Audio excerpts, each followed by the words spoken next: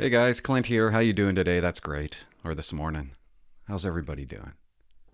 I thought I'd come down here and just smile while I do my podcast and talk at the same time, right? Because I kind of feel bad about the last podcast I did. And, okay, I can't smile and talk at the same time because it's phony. You know how when you're writing up an email and you're angry at the time and you know better that even though you've written up the email, you know better not to send the email. You sit on it for a few hours, maybe a couple of days, a few days. Well, that's what I did with the last podcast that I made. I sat on it for a couple of days, but I should have sat on it for 3 days. If I sat on it for 3 days, I wouldn't have posted it. I don't like coming across that way. I'd rather be coming across this way. Do you know what I mean? But then that's phony, right? And by the way, ladies or boys, don't ever trust a guy that smiles and talks at the same time, okay? Okay? Because it's 9 times out of 10, it's phony. Do you know what I mean? Do you know those people? I'm always suspicious of people that smile and talk at the same time. Why are you doing that?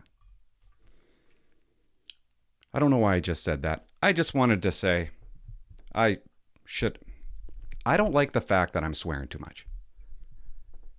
I posted it. I can't take it back. I'm not taking it off. I was swearing way too much. I'm not going to swear this time. I'm not going to swear. I think I swear too much. You can't just swear all the time. So I'm going to try not swearing anymore. Well, not anymore, but I'm going to try to not swear. I'm going to try to not be so angry. See, the problem is, well, now you know me a little bit better, right? I don't know if that's a good thing, though. But you know me a little bit better. I have anger that, is in me, that stirs around my stomach or my body. And sometimes it comes out. And I'm kind of embarrassed that you've seen it. I was just upstairs before I did that podcast, kind of stewing. And I'm like, you know what? I'm just going to come down and hit record. Because I had heard some things that I didn't like. I think the anger in me erupted because I had heard some stories from some members. And I had a question about the NCO process. And I started thinking about it. And maybe that's the problem. Maybe the NCO process is the problem, right? I'm tired of talking about supervisors. I might have went over the deep end. There are some great supervisors. I even hate using the word supervisor, but Brad Sawchuk, great supervisor. Mike Sukow, great supervisor. There's great supervisors out there. I think they're still good. Who knows, right? Time? What does time do to a member's mind? Maybe it makes them a little rough. I don't know. But I've been thinking about the process a lot lately, and you're applying to be a boss. A boss. Let's say you want to be a GD boss, a corporal and a boss, a corporal on the watch. But yet you're not writing to any of that. You're not writing to being a boss. You're writing to knowledge of GD. Okay, fair enough. That's a good question. That's a competency. But it shouldn't be. In my mind, it shouldn't be the day, you were a leader one day. You went to a school that had a bomb threat and you called the fire department and got a bomb dog. And then you pass that competency. That doesn't tell you that you're anybody, that you're a good boss or a good leader. It doesn't tell you that if you're a bully or not a bully. None of those, like knowledge of legislative policy, blah, blah, blah. Who cares if you did an exhibit audit or VIR, violence in a relationship file, you reviewed a bunch of files and you noticed this. That doesn't tell anybody that you're a good boss. Maybe the competencies are the problem. Probably not, but maybe they are. How about tell me a time You acted like an asshole. You knew you were an asshole, and you corrected it. Or tell me a time where you helped an individual out that was suffering for problems. Tell me the time that you went up to a cop and you said, hey man, you're having problems? You're having problems at home. I could see it. I want you to go home and I don't want you coming back until you're better. How about that? Show me that. Wouldn't that be a good quality of a boss?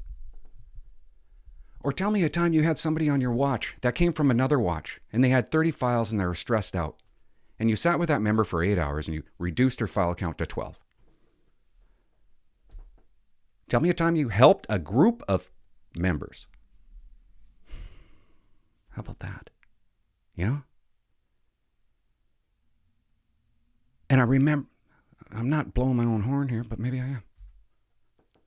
Yeah, there's going to be times you don't get credit for shit, but that's another story. But I had a member that came over to another watch. Her file load was insane. It was a mission. It was insane. The corporal that she had a different style. So she comes over to my watch, we sit down, we get rid of all her files, basically. Just write the bullshit off. That's I was most proud of when I was in Mission in Port Alberni. In Mission, I found it to be a competition between all the watches. I liked it. Maybe I'm sick in the head. That our watch had the lowest queue for 6 years. Out of all the other watches. I was proud of that fact until I see my staff sergeant walking by. I'm like, hey, look at the computer. Look at Prime here. Look at our watch. Look how many. We got like 45 files in the entire watch. And that's the guy who thought I was a shit show. And he was like, oh, well, tells me a couple things. Maybe you guys aren't doing that much. No, I'm not going to swear. Did I say shit? I take it back. It's about being efficient. It's about relieving the stress of members. There's so much a boss can do when they start their job. Immediate stress relief. Anyway, in Mission, she comes over. The old watch commander hears about this, that I got rid of all her files. And I know this to be a fact because a sergeant told me she was there overhearing this. And she looks at my watch queue. Mine was around 45, 50. Hers was 150. It was double, 3 times as her watch load was 3 times, watch file load was 3 times bigger. And she's sitting there, she brings it up, she sees my number and goes, what the F? Either I'm doing something wrong and he's doing something right. No word of a lie, she gets up and she goes and talks to the reader, Del. Goes and talks, I forget his last name. Goes and talks to the reader. Complains about me, wants to know what files I've been writing off, goes to my staff sergeant, tells my staff sergeant how many files I got in my queue, because she's doing everything right?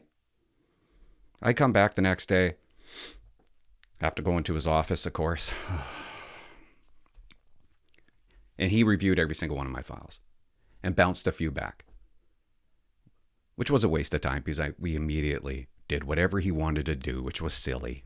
And just concluded them anyways. I don't know what the point of my story is. 2 weeks later, I look up the file loads with all the watches because I'm a sicko. And she had less files than I did. She went from 150 to 40. It was insane. I don't even know what the point is. I look back at that story. She complains about me. Says I'm doing something wrong, but in the end, it's actually her doing something wrong. Never once came up to me and said, hey, thanks for straightening me out, because really, she got straightened out, right? I go to Port Alberni, my entire time in Port Alberni, and I can say this as a fact. Our watch had the lowest files out of every other watch. There's 4 watches. Easily, some had double compared to our watch. Those are the things they should be looking at. And I guarantee you, the guy that took over me, I guarantee you right now, I haven't talked to any of them. I guarantee you that he has a watch that has less files compared to all the other watches in the detachment. It's just a small thing. I'm not saying I'm number one. I'm just saying it's a small thing that maybe when it comes to the promotion process, You should start looking at things like that. And the cover letter, guys, that's the main event. Don't think the cover letter is secondary. A lot of supervisors, they don't care about the other stuff. They want to read your cover letter. They want to know who you are. Who are they hiring? Put just as much time in the cover letter than you do your competencies. And the more I think about the competencies that we write at, silly. Doesn't tell you anything about what kind of boss you're going to be. It doesn't. Maybe they need to change that. You know, maybe there should be questions. How many negative 1004s have you given to your members in your career? Something like that, right? Really find out how much of an asshole this person really is. I never submitted one against my guys. I never threw anybody under the bus. Ever. And Brad Sawchuk and Mike Sukel, they're kind of like the same way. And those are the kind of bosses you want. We all got type A personalities. We work in a negative environment. It's tricky being a supervisor. You can be the best. You can be really good. But it just doesn't matter. Because sometimes it just doesn't matter. You're in a negative environment, and no matter what, people are going to talk about you. No matter what, people are going to want to do something to you. That's policing. That's being a supervisor. It's difficult. Nursing is the same way. My wife, unbelievable nurse. Not because she has nursing skills, but because she's liked and she knows how to talk to people. And people like her. That means everything. But do you not think she has issues at work? Even the best do. My wife's the best. I guarantee you she is. But even her, right? Negative environment.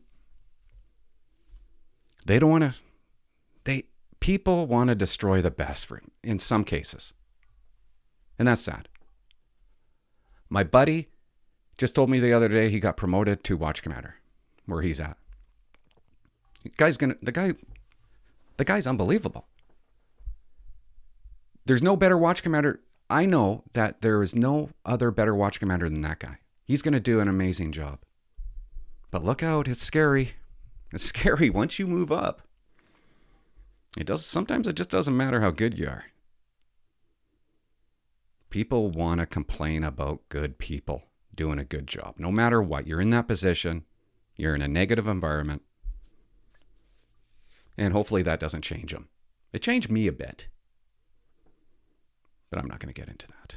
So I'm not going to swear, and I'm going to take it easy. And I don't really feel like talking about supervisors. You know, I don't really want you guys seeing the anger that I displayed. I hope it doesn't come out again. It might. But what's my point? You work in a negative environment, sometimes a toxic environment. Sometimes it's just hard to win. Sometimes you lose. I guess that's my point. Because eventually they do listen to the squeaky wheel, and maybe you have a bunch of squeaky wheels. Sometimes you're on a watch and it's squeaky as shit. Imagine going into that as a boss. When I shouldn't tell this. I took paternity leave long time ago back in Mission. I came back. By the way, I came back in my motorhome.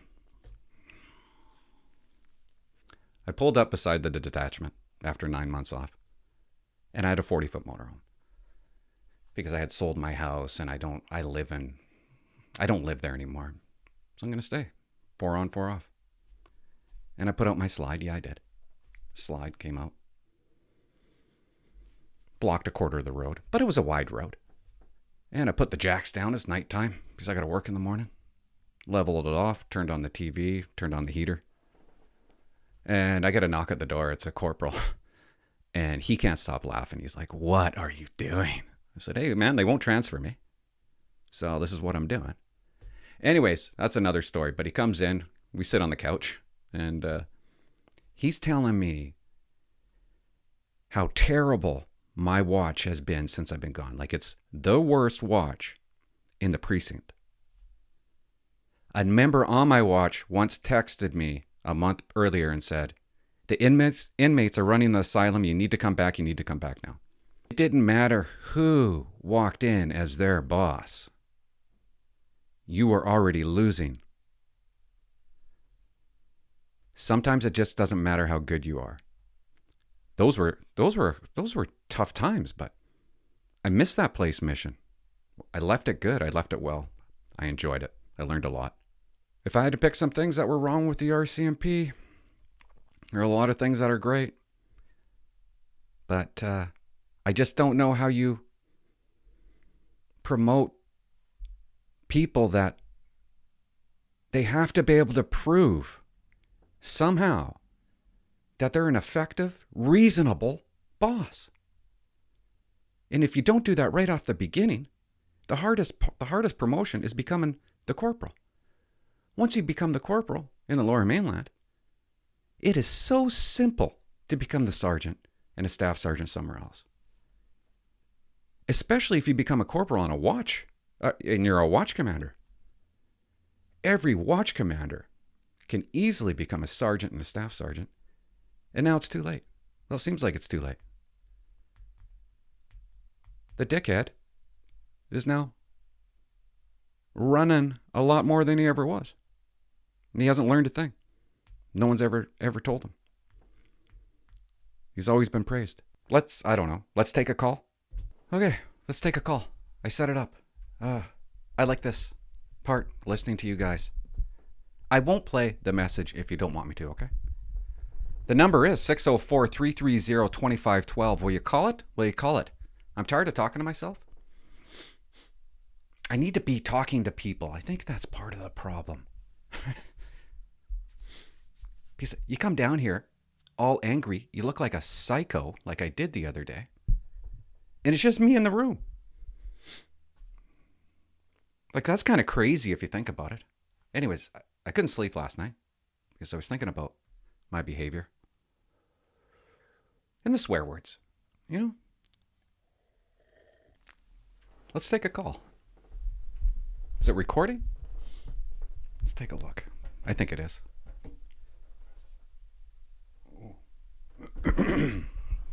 Okay. Hit play.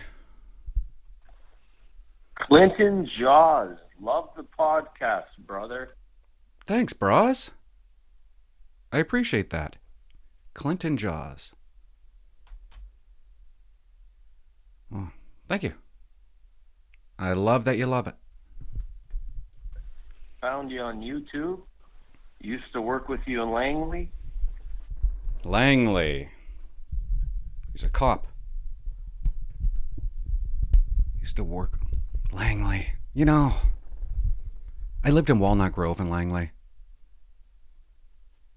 Now my house is worth over $1 million. That was a dumb move. But, there was good parts and bad parts to it, okay? Just leave it at that, I think. I'll give you a little hint. I used to work in cells.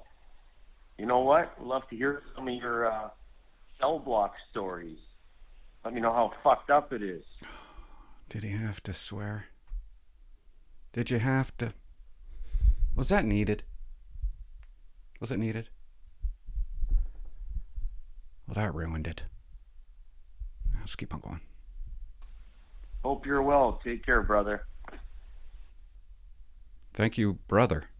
Man. Give me a hint. He used to work in cells. He's not going to tell me his name. We're going to play guessing games. Hey, first of all, I appreciate the call. I really do. 604-330-2512. Call it. He called it, but, You know, I don't know who you are. I don't know who you are. I know I talked to a couple of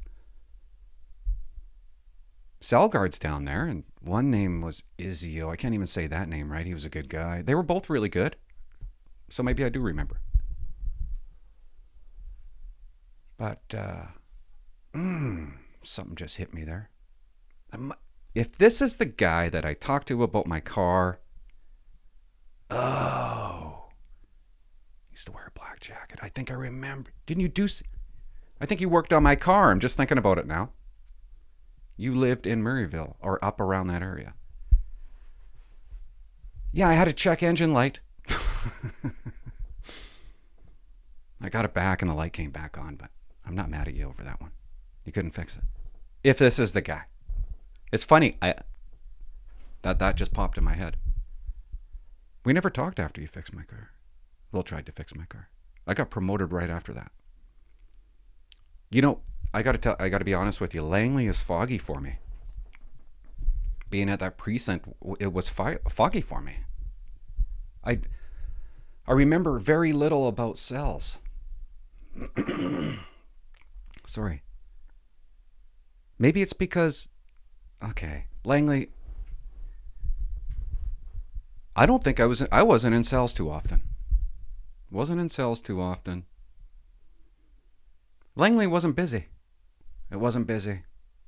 I'm sorry. I came from a place that had 45 files a shift at night. 4 members getting files, taking files. That was busy. Then you go to Langley. There's 16 members. Sometimes you only get 50 files a night. Sometimes you get 70. Maybe a real busy shift was maybe bordering 100, but you had 16. You had double and sometimes triple the amount of constables on my previous watch. So it wasn't. And Langley was nice. There wasn't a whole lot of arrests. If I'm comparing it to other places. There just wasn't. He wanted stories about cells, but I don't know. What's there to say about cells? I don't even know what to say about cells. What do you say? Yeah, there's a lot of fights that go on. Well, of course there is.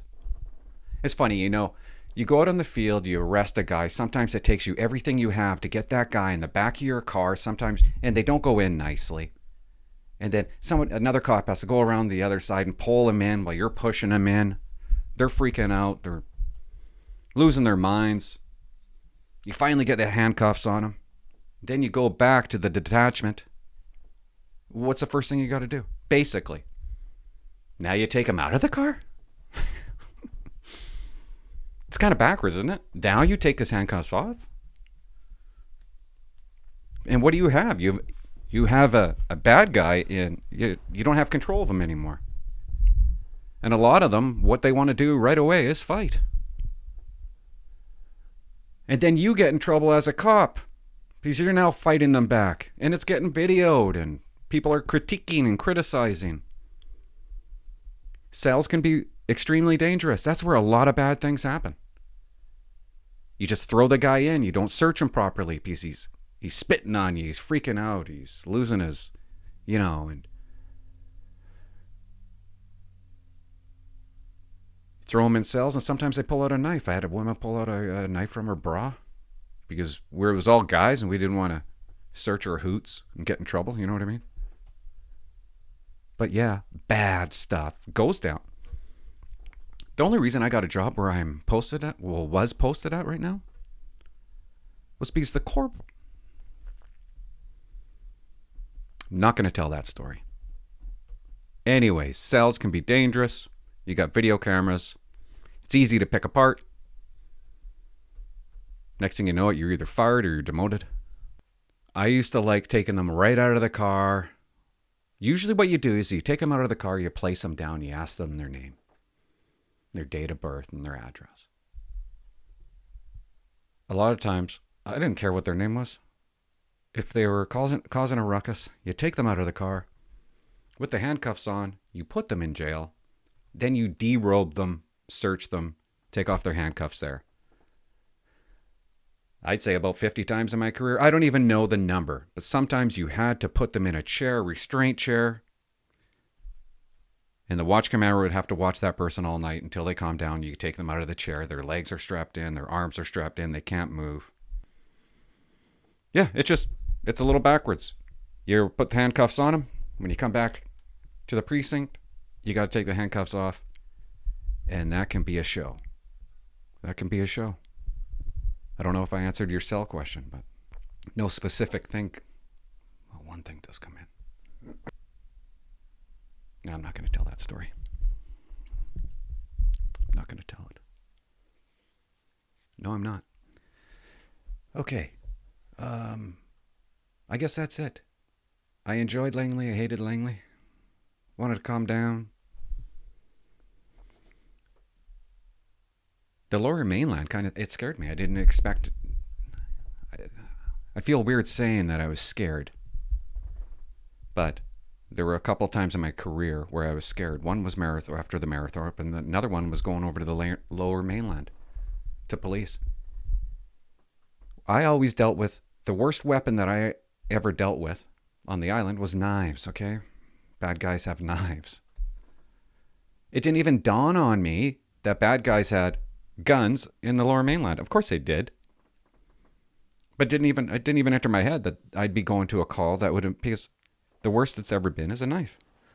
And I remember my second block at Langley, and I'm out there driving. It's in the middle of the day.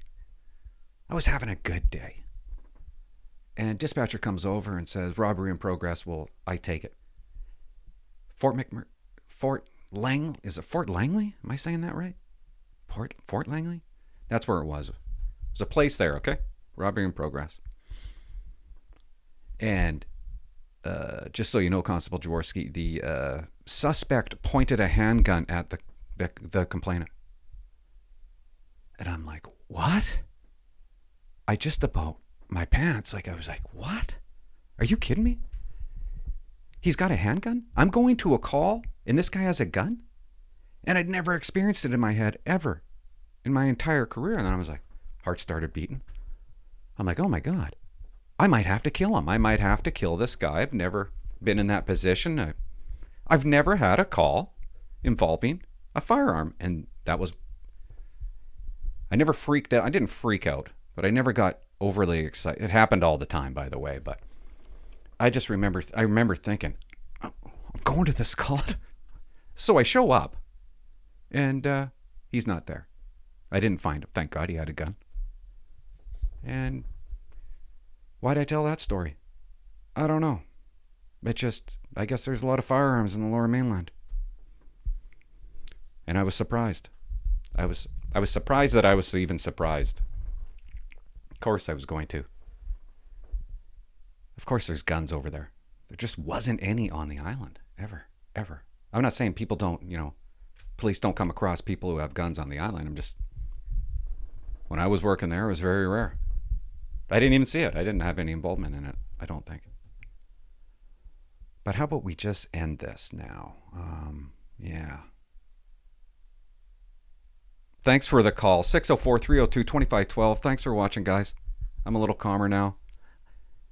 I'll be better. I know that I was all over the place. And I don't know. I guess the other podcast that I did just got me a little rattled. I'll be better. Bye-bye.